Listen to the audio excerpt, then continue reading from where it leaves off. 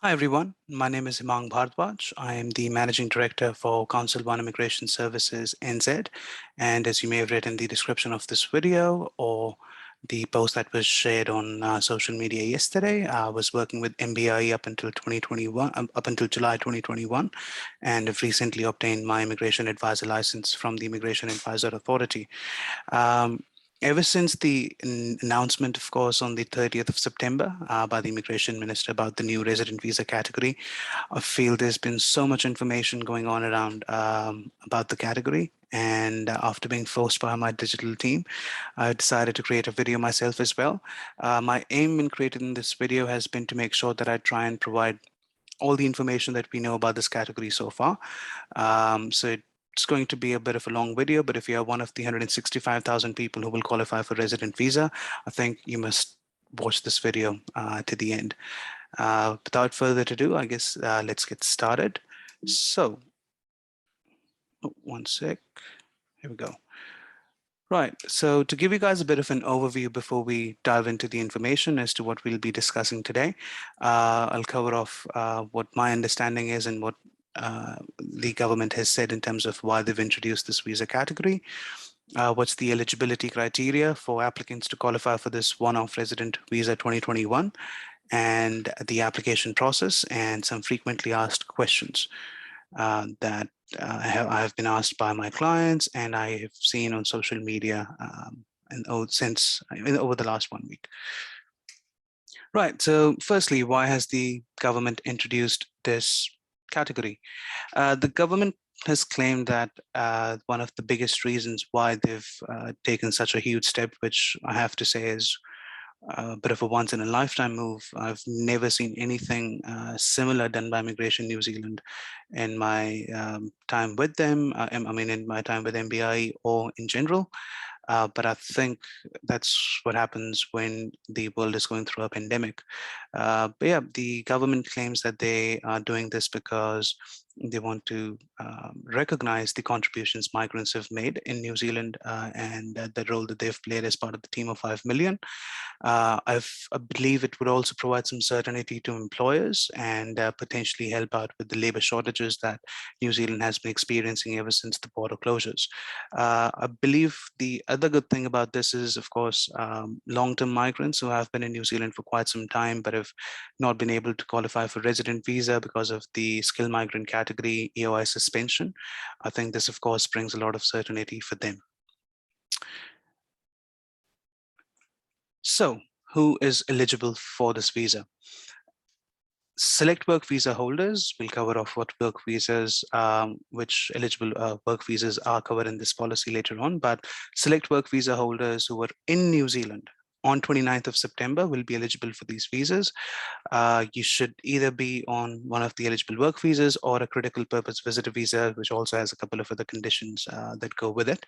And you must meet 1 out of 3 criteria that have been introduced. Again, please remember it's only just one criteria that you need to meet, not all 3 or 2, and meeting more than one criteria may not necessarily fast track your application or anything else. So just make sure that you're focusing on meeting one criteria at least.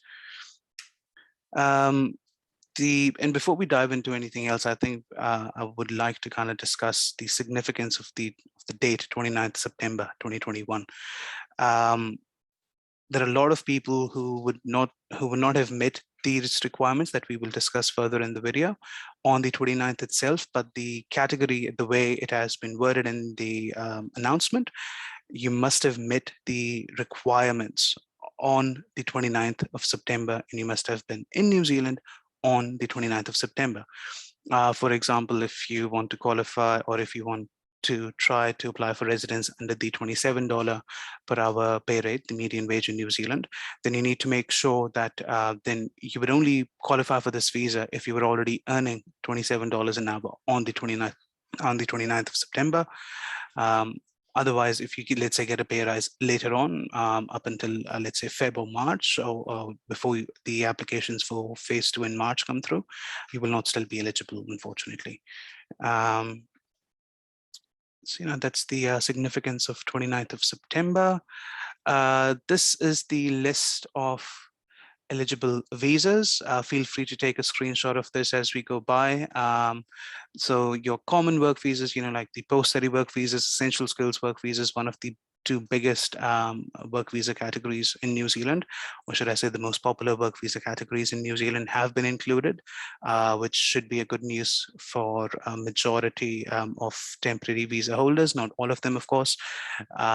There've been mentions of all the other visas. Please have a look at this list and take it from there. And of course, all of this information is available on Immigration New Zealand's website.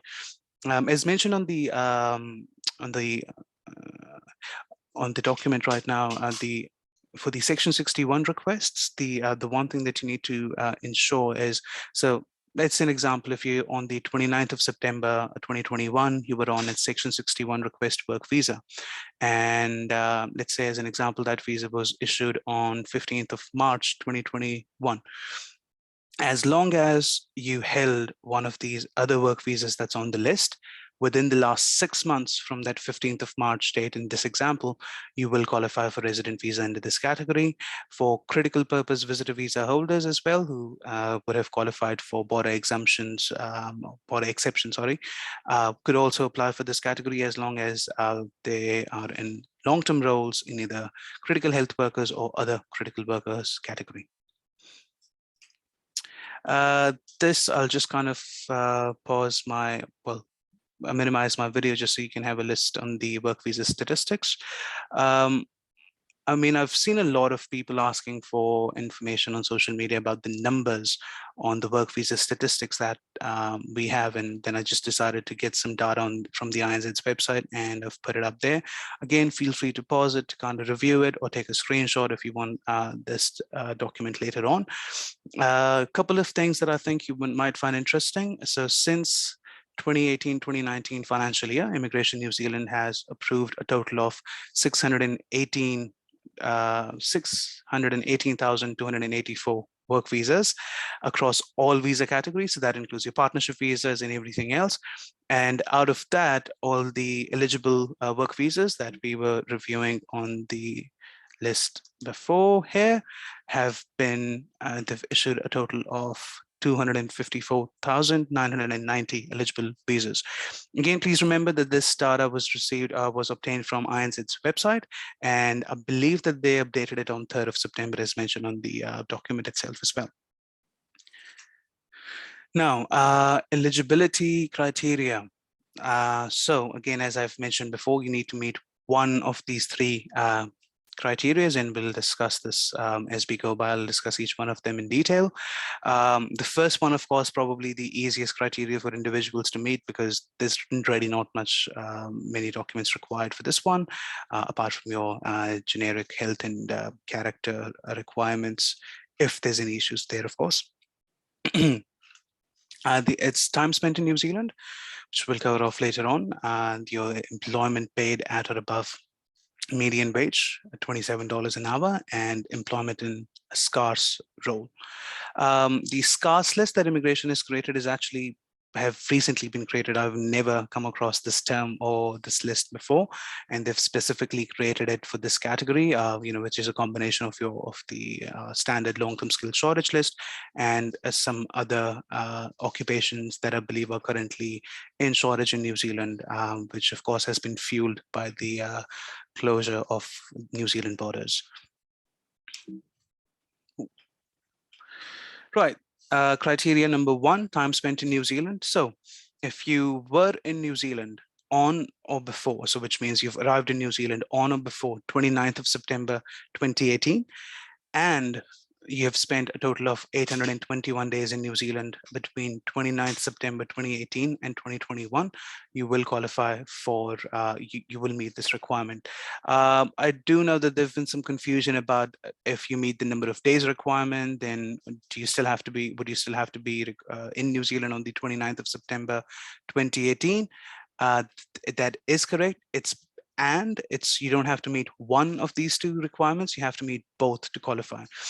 As an example, if you arrived in New Zealand after 29th of September 2018, but you didn't, but you still meet the number of days requirements, the chances are you will not qualify for this resident visa. Again, we'll have to wait for the immigration instructions to be released before we can confirm if, if INZ decides to make any change last minute. But based on the wording on the announcement and all the other information I've been reading on INZ's website and in the MBIE website, it's highly unlikely that they will make that change. I think it's very likely going to stay the way it is. But yeah, that's one of the first criteria that you could meet to qualify for residence. As mentioned on the document itself, probably one of the easiest criteria to meet out of the three. The second criteria, of course, is earning median wage in New Zealand or be in employment that gives you, that pays you at or above the median wage in New Zealand, which at the moment happens to be $27 an hour. You must have been in that employment on the 29th of September 2021, and that has to be full-time employment, and your employment must be genuine and credible. Now, in regards to, I know some people have contacted us about how they go about applying for this category. What if they get a pay rise later on, or what if they, what if they were not earning $27 an hour on the 29th September itself? If that is the case, then chances are you're not going to qualify for this new resident visa. The employment must be genuine and credible, as I mentioned before as well. In regards to, would immigration be assessing sustainability of your employer? Would they be doing any other quality checks that they usually do as part of the skilled migrant category is yet to be determined again. And we'll find out more about that once the immigration instructions about this are released. The third one for eligibility is your employment in scarce list. So to be to qualify with this role, you should be employed again in a role that's listed on the scarce list, and you must have been in employment on the 29th of September 2021. I know I've mentioned on the document that there's no experience/qualification requirement for eligibility. I probably should have taken that off, but that's what I've seen that the immigration minister has confirmed on social media, but INZ's official stance at this stage is that they're still waiting for OPSPOL to put the immigration instructions together, and that's when they can confirm if that is the case or not. Again, since it was announced by the minister, I've put it out there for you guys anyways. We'll probably upload more information once the immigration instructions are released. I have also just included these lists here. So the long-term skill shortage list is here, where you can take a screenshot again if you want to, or again, feel free to just go onto INZ's website, you can find it there. Similarly, I've also included here your occupations that require registration in health and education sectors. For if you're looking at qualifying for residence as someone who requires occupation registration in health or education sector, I believe the only thing required would really be an evidence of your occupational registration and the general documents regarding your employment. That's about it.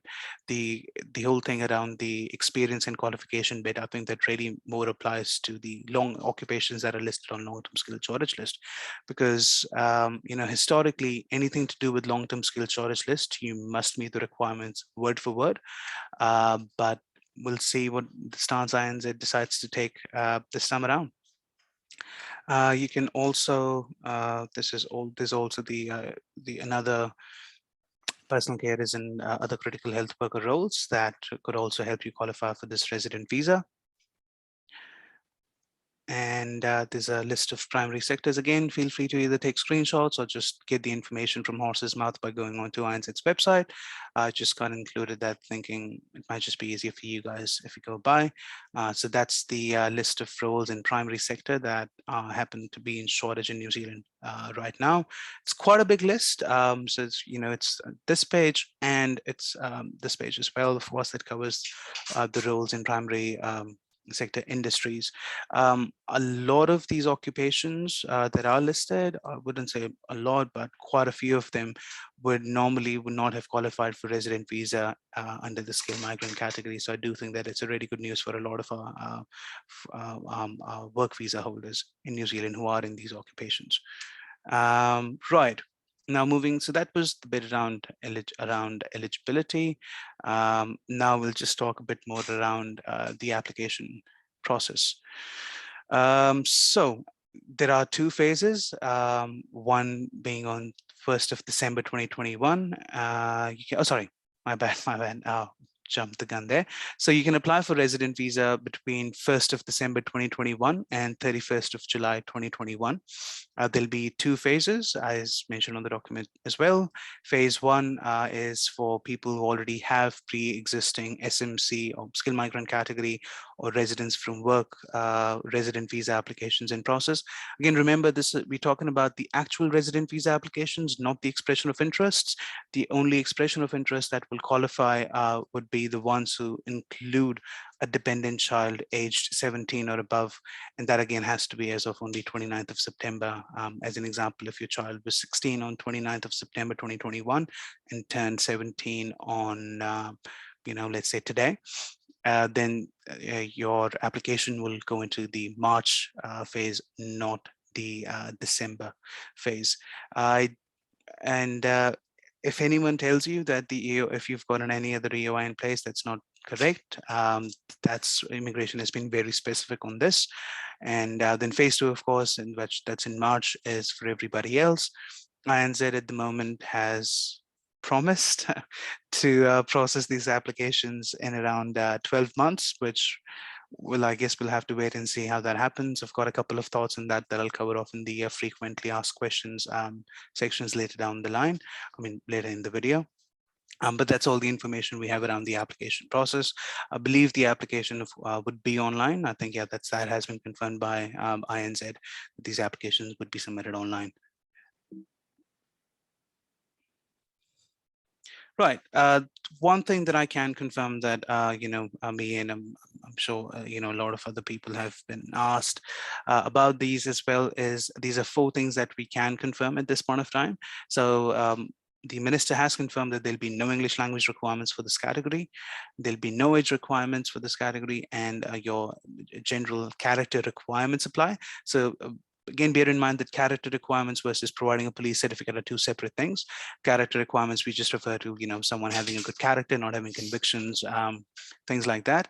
Whereas police certificates refer to, just providing an actual overseas police certificate, which I believe INZ has said that you don't have to provide unless they specifically ask you to do that. Lenient health requirements basically means, so generally there's a certain standard of health requirements that immigration applies to resident visa applications. But then there's also a little bit more lenient health criteria that's usually applied to partners and dependent children of New Zealand citizens and residents. And INZ has advised us that that's the criteria that they're looking at applying for this particular resident visa category. Right. And now, again, I know, even during the initial part of the video, I would have mentioned the word immigration instructions before. So just to clarify, immigration instructions are basically the policies immigration officers refer to when they're making a decision on visa applications. And the instructions for this category, which I believe would be the under section S6, would be released by the end of October. While we can kind of figured out what, while we can kind of talk about the basic eligibility criteria for individuals, how INZ will process the applications, what documents will immigration officers be looking at or could potentially ask for, all those questions would be answered once the immigration instructions are released by MBIE. At the same time, I think it's also, some like there've been some questions that I think that are still unanswered around eligibility criteria, but again, we'll know everything for sure when the immigration instructions are released.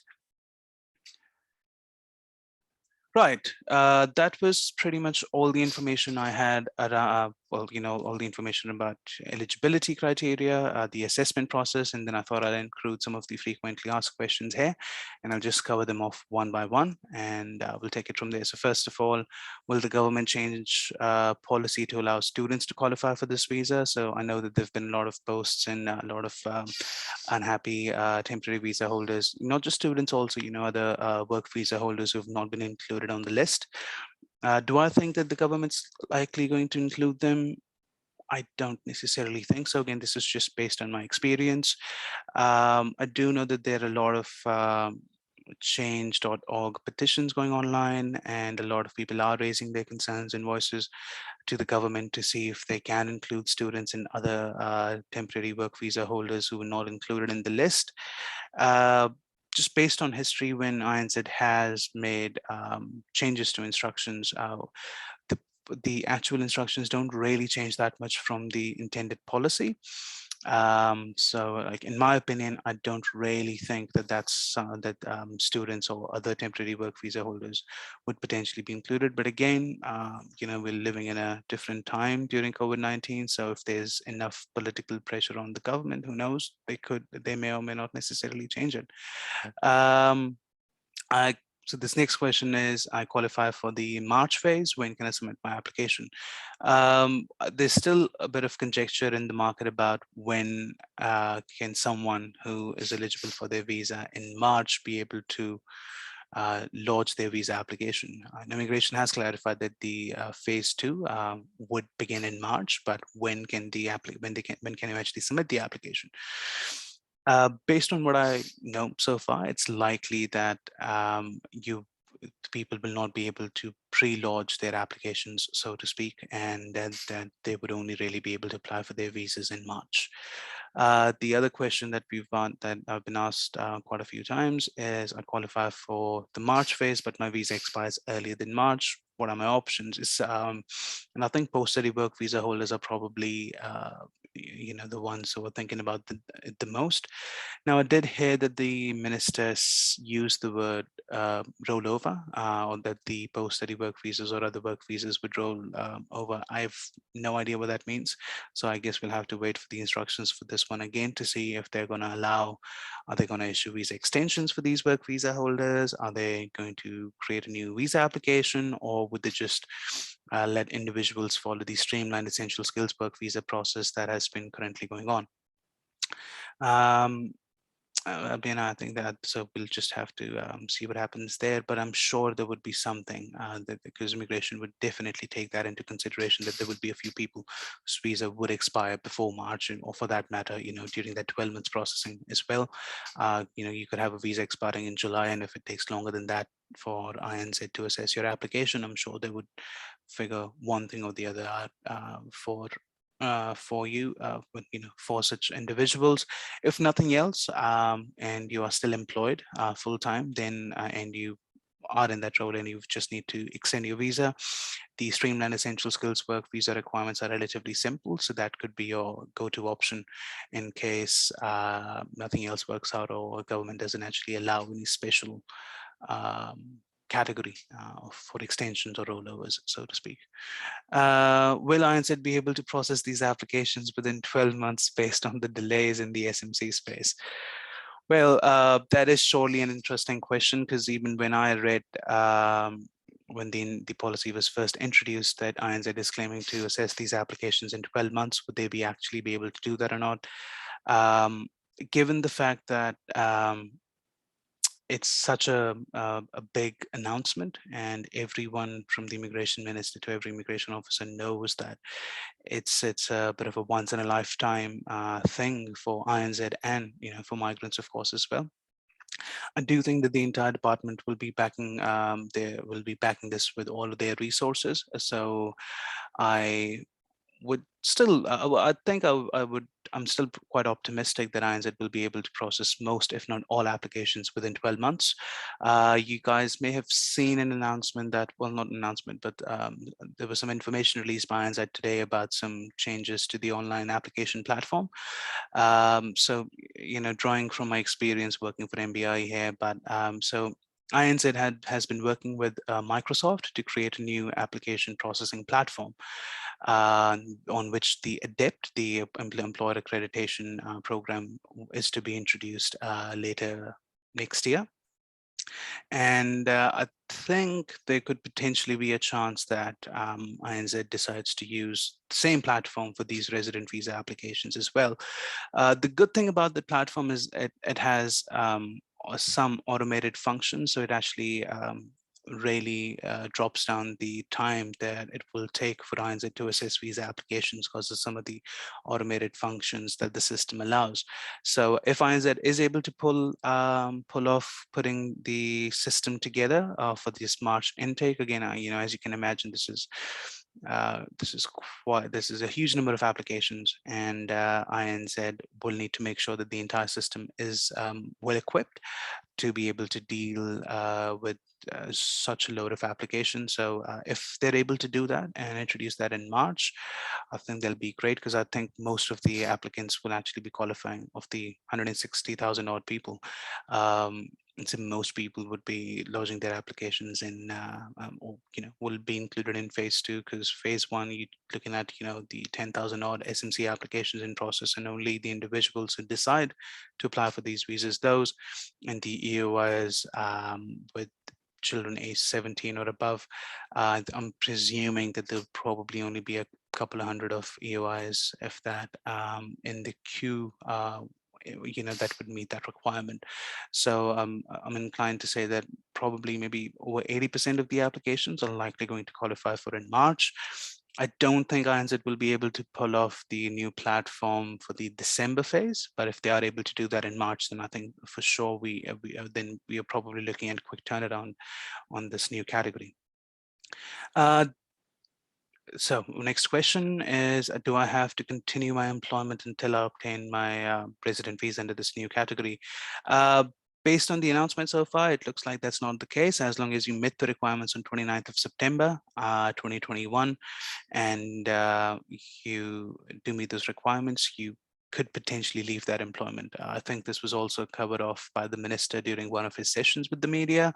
And so that's what I'm basing this information on. Again, for employer specific work visa holders, so as an example, if you're on essential skills work visa where it specifies your employment and your role, I would not recommend you guys to quit your employment and still stay on your visa. If you do decide to change, if you do decide to change your employer, just make sure you're updating your temporary visa to reflect what you're doing here in New Zealand. Otherwise, that could potentially be considered as a breach of visa conditions. My job is listed on LTSSL, but I don't meet the LTSSL requirements. As I've covered off before when we were talking about LTSSL, the minister has said that it's unlike that there's no requirement for you to meet the work and experience requirements that are listed on the long-term skills shortlist list. But INZ's official stance at this stage is that they're waiting for immigration instructions. So I'll probably stick with INZ's stance, and we'll probably find out more about it once the immigration instructions are lodged. Can I leave New Zealand and apply for this resident visa offshore is the next question.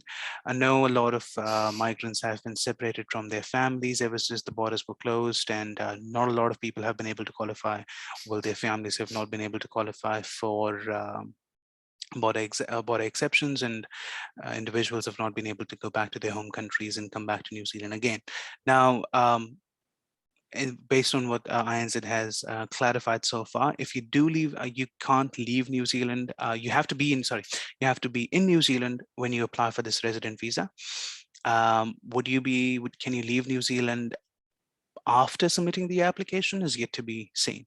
I think that will again be clarified once the immigration instructions are released. Don't leave if you do want to apply for this visa. I know it's been tough for a lot of guys, so many split families, but just be a little bit more patient and hopefully you can go back home as a resident. Right, the next question, how much fees will INZ, how much will well, should have probably corrected the language, should have double checked that question, but well, the question basically said, how much will how much will INZ be charging for this resident visa application? I believe there was a figure quoted by the minister, which was $2,600. I'm presuming it'll be somewhere close to that. SMC fee, the skilled migrant category fees all up costs around $3,000. I'm presuming that the government's probably going to look at something between $2,000 to $3,000. But application fees are covered under immigration regulations, not the operational manual, the immigration instructions, or the act. So it requires an approval from the cabinet, and I believe that cabinet will be reviewing this sometime within October. Right, last question on this one is, should I use a licensed immigration advisor or lawyer for your resident visa application? I mean, and the only reason why I've included this question here is just because there's so many people thinking, what do I apply for this visa myself? Do I apply or do I use an immigration advisor? There's some confusion there. And I'll be honest with you guys, and I'll just provide you, what my honest opinion on this is. Not every application requires an immigration advisor, but it's not so much about your application, but it's about yourself. It's about the applicant and not the application, sorry. And if you feel that you can lodge the application yourself, you have a fairly good idea, roughly a good idea of what the category of what the requirements are, and you think you're confident that you can complete the application form and do and follow up with INZ if they do ask any question, and if they do ask any questions and stuff for your application, by all means lodge the application yourself. If you are confused, if you don't know if you should go for an advisor or not, then again, that I've been doing it for years. But no, that's really up to you to decide if you want to hire an advisor or not. If you feel confident, just go submit the application yourself. If you're confused, if you don't understand things, get in touch with me or, as I said before, any one of the other competent advisors out there in the market. But that's pretty much all the common questions that I thought I'll cover today. I just wasn't sure how long the video would take, so I didn't include any other questions. But if you've got any further questions, feel free to put them in the comments below on this post, and I'll try and either cover them off in the next video when we make one, or if you want to get some immigration advice, just either message me or get in touch with us via email or via Facebook, whichever method you prefer. And any further questions, as you heard again, main thing being, let's wait for the immigration instructions before we do anything else, and get in touch with us. But in the meantime, keep calm and chill out. And sorry, just one thing before I leave. The slide does mention our website, council1.co.nz, and unfortunately, it's still being built right now, but it should be up and running, as I've been promised by my digital team, by the end of next week. And trust me, I've got some really good content on the website for you guys as well. That's all from my end for today. I hope I was able to provide you guys with some good information, and I hope I clarified some doubts that you guys may have had about this new category. Take care, guys, and I guess see you guys when I see you.